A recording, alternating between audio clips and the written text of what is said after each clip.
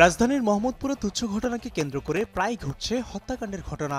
সোমবার রাত 8:30টার দিকে ঢাকা উদ্যানের ৩ নম্বর রোডের ডি ব্লকে এভাবেই ধারালো অস্ত্র দিয়ে এলোপাথাড়ি কুপিয়ে জখম করে পালিয়ে যায় দুর্বৃত্তরা। এ সময় ২৬ বছর বয়সী বিল্লাল হোসেন ও তার বাবা আবুল কাশেম গুরুতর আহত হয়। পরে তাদের উদ্ধার করে শহীদ সোহরাওয়ার্দী মেডিকেলে নেওয়া হলে চিকিৎসক বিল্লালকে মৃত ঘোষণা করেন। নিহতের পরিবার জানায়, স্থানীয় সন্ত্রাসী রাজীবের নেতৃত্বে সবুজ, রুবেল ও মোহন সহ কয়েকজনের হামলায় ঘটে প্রাণহানি। আমার এই ব্যাগনেটারে চার দোকানে বসে চার দোকান থেকে বাপের মারছে দেখে বাপের বাসাতে যে আমার বাইকটা কোপ খাইছে। আমার জামাই যখন কোপ মারছে তখন আমার পোলায় যায় এরকম ধাক্কা মারছে। ধাক্কা মারার পরে তো আমার পোলার এই জায়গায় কোপটা দিয়েছে।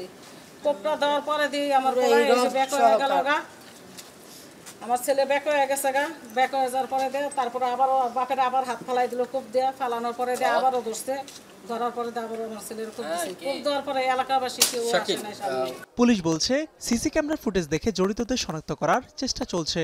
টাকা পয়সা লেনদেন সংক্রান্ত আমরা আরও কিছু ইস্যু নিয়ে কাজ করতেছি, হয়তো আরও কিছু ইস্যু আসবে। তো মেইনলি হচ্ছে টাকা পয়সা সংক্রান্ত বিষয় নিয়েই তাদের মধ্যে পূর্বশত্রুতা ছিল। তো আমরা কিছু আসামির নাম পেয়েছি, তো তাদেরকে গ্রেপ্তারে আমাদের অভিযান চলমান রয়েছে। ঘটনার পর থেকে এলাকাটিতে উত্তেজনা বিরাজ করছে। এই নিয়ে মামলা হয়েছে মোহাম্মদপুর থানায়। মিয়া আমিরুল, এখন, ঢাকা।